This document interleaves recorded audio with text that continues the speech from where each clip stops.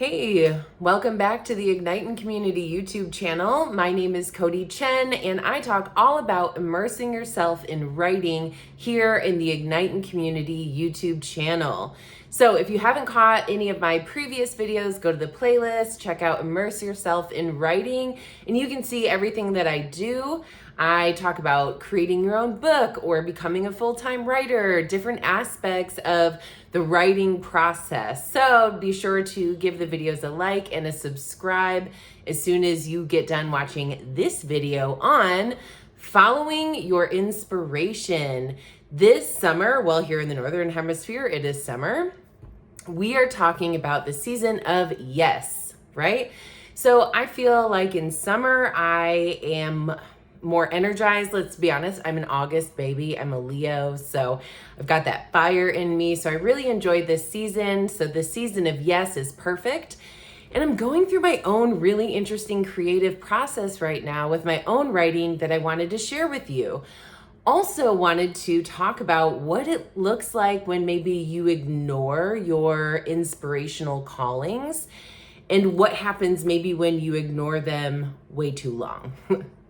So first of all, I would like to say that creativity is one of the most important things I believe in life. Of course, basic necessities and human rights, yes, of course, but also everyone deserves to have a creative outlet.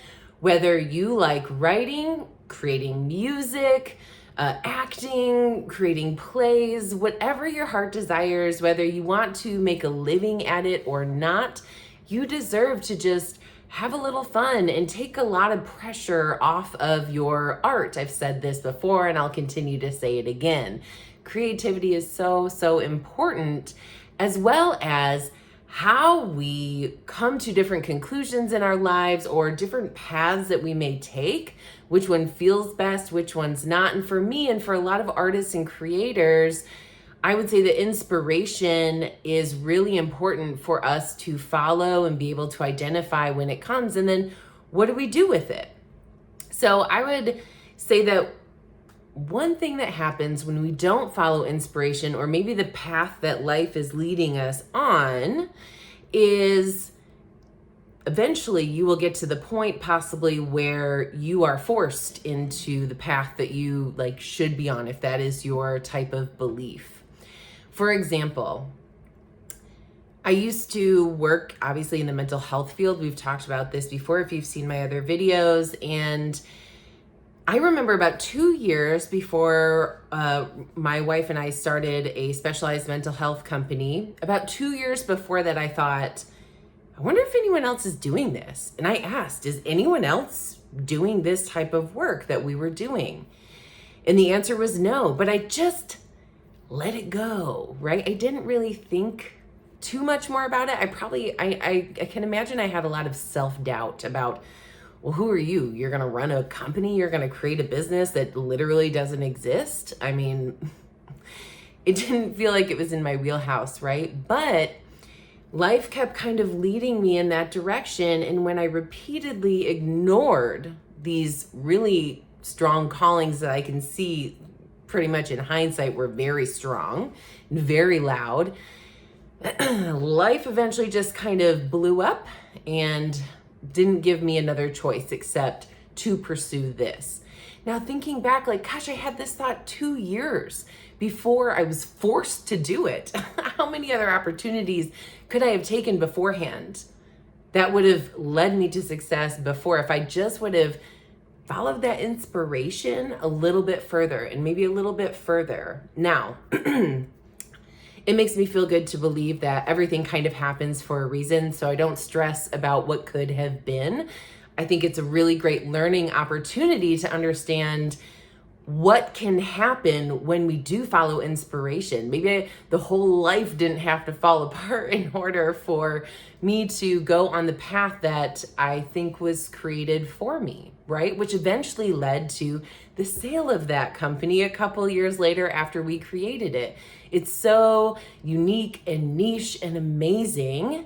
And that period really taught me to listen to inspiration, and we like to say learn from joy first, I don't even remember where I got that. Someone had pointed that out, some author, I think, that I really enjoy and follow, but I can't remember exactly who. But they stress about learning from joy first, which means maybe follow that inspiration a little faster than you did before. Your whole life doesn't have to blow up for you to get on the path that you need to, or follow that inspiration that'll lead you to the next project, your next customer, whatever you want, right?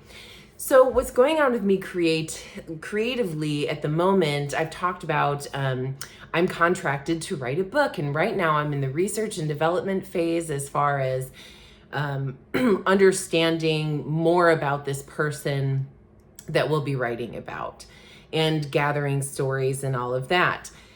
And while I'm in the creating phase and understanding, I really I'm like, oh, I want to do more and more. Like I get a little impatient and want to know what the next step is before necessarily completing what this is. So I was looking at different videos and just relaxing and watching different movies and shows that, bring me comfort and just relaxing, because relaxing also isn't a waste of time. A lot of times our brilliant ideas come when we are in a relaxed state. I've heard several now extremely famous authors say that they got the idea for their book while taking a nap, right? The ultimate rest at that moment. So while I dove into this movie series that I enjoyed before, but I wasn't like obsessed with it, right? But after I got done watching it, I had this really intense call to watch it again, right? And there are several movies in this series. I'm not going to say which one, but there are several movies, and I was like, why would I watch this again, right? That's a lot. That's quite a few hours of doing this. So I ignored it for a minute until I'm laying there and it's like, watch them again. And I know at this point to just, okay, whatever, let me just do it. Let me just see what happens, right? So I watch it again and I start to take notes just on anything that is sticking in my mind longer than 2 seconds. I write it down. By the end of watching this movie series over probably, a week time, I have over 20 pages of notes. And then once I could kind of understand what I was doing in the process, but I let myself just go with the process. And then once it's all done, take a look and see what happened. And I realized that I came up with major themes for my own book that it was my path of least resistance is the best way I can explain it. If you know Abraham Hicks, if you ever watch them, you should definitely check them out. They talk a lot about your path of least resistance, and I try to honor that. And for me, it was laying around and watching a movie and taking notes. I mean, what's more relaxing than that? But what it ended up doing is really pulling out intense themes that I could see as parallels between this movie series and the book that I'm trying to write. And what's really interesting, it has nothing to do. If you were to know the movie series I was talking about versus what I'm writing about, you'd be like, how in the world? But it's when I'm relaxing and I'm following that inspiration, because I feel like inspiration's like, this is your path of least resistance. I'm really putting this urge into just relax and watch this movie and take some notes. And through that, I've created major themes throughout this book, which is a huge key component when creating your book. You don't want to just write aimlessly. You want to have a point to what you're writing about. And these are some things that maybe I would have come to eventually, but I did it in the easiest way possible. And then I felt this very strange call to watch the movie series again. I already had over 20 pages of notes, and honestly, the hardest part was stop judging myself for what I was doing. So I didn't know, it took me probably a week until I was like, fine, I'll just do it again. I'll just watch it all again and start taking notes. I don't know what else there is to do. But as soon as I started doing it, within probably the first 5 minutes of watching the movie, I was like, oh, character profiles. For some reason, I'm being very called to look into these characters and their characteristics and what makes them and how they evolve throughout the series, I felt super called to do that. And so I did. And I had, again, over 20 pages of notes. And I'm picking out key components of certain things of that relate to what else I'm writing about.